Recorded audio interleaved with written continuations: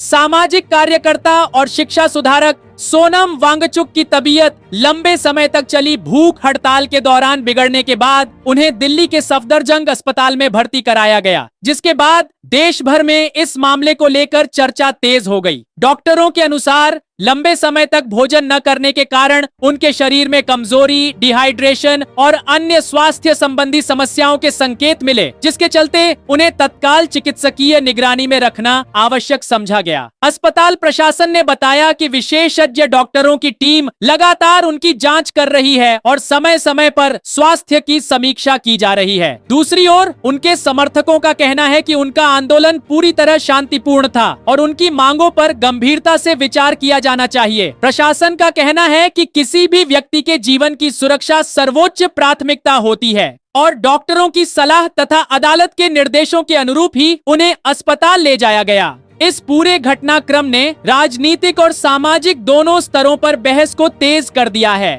कई विपक्षी नेताओं ने सरकार से अपील की कि आंदोलनकारियों के साथ बातचीत कर लोकतांत्रिक तरीके से समाधान निकाला जाए। वहीं भारतीय जनता पार्टी का कहना है कि सरकार कानून और संविधान के दायरे में काम कर रही है तथा किसी भी नागरिक के स्वास्थ्य से समझौता नहीं किया जा सकता।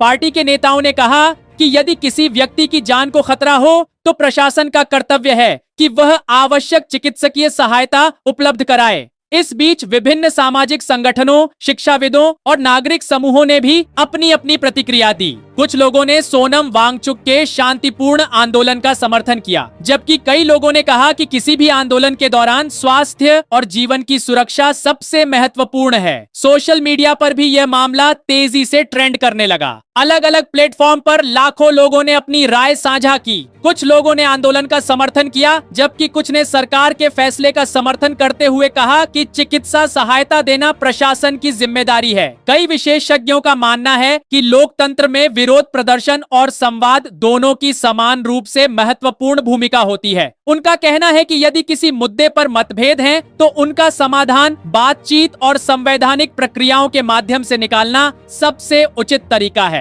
सोनम वांगचुक इससे पहले भी पर्यावरण संरक्षण, हिमालयी क्षेत्रों के विकास, शिक्षा सुधार और स्थानीय समुदायों के अधिकारों से जुड़े मुद्दों पर लगातार आवाज उठाते रहे हैं। उनके कई अभियानों को देश और विदेश में सराहना मिली है। यही कारण है कि उनके स्वास्थ्य से जुड़ी खबर सामने आते ही बड़ी संख्या में लोगों ने चिंता व्यक्त की और उनके शीघ्र स्वस्थ होने की कामना की। कई प्रमुख हस्तियों ने भी बयान जारी कर कहा कि लोकतंत्र में शांतिपूर्ण विरोध का सम्मान होना चाहिए और साथ ही आंदोलनकारियों के स्वास्थ्य की रक्षा भी आवश्यक है। दिल्ली में इस पूरे घटनाक्रम को देखते हुए सुरक्षा व्यवस्था भी बढ़ाई गई। पुलिस और प्रशासन ने कानून व्यवस्था बनाए रखने के लिए अतिरिक्त बल तैनात किया तथा लोगों से शांति बनाए रखने की अपील की। प्रशासन का कहना है कि किसी भी प्रकार की अप्रिय घटना से बचने के लिए सभी आवश्यक कदम उठाए जा रहे हैं। वहीं आंदोलन से जुड़े लोगों का कहना है कि उनका उद्देश्य केवल अपनी मांगों को शांतिपूर्ण ढंग से सरकार तक पहुंचाना है और वे किसी प्रकार की हिंसा या अव्यवस्था के पक्ष में नहीं हैं।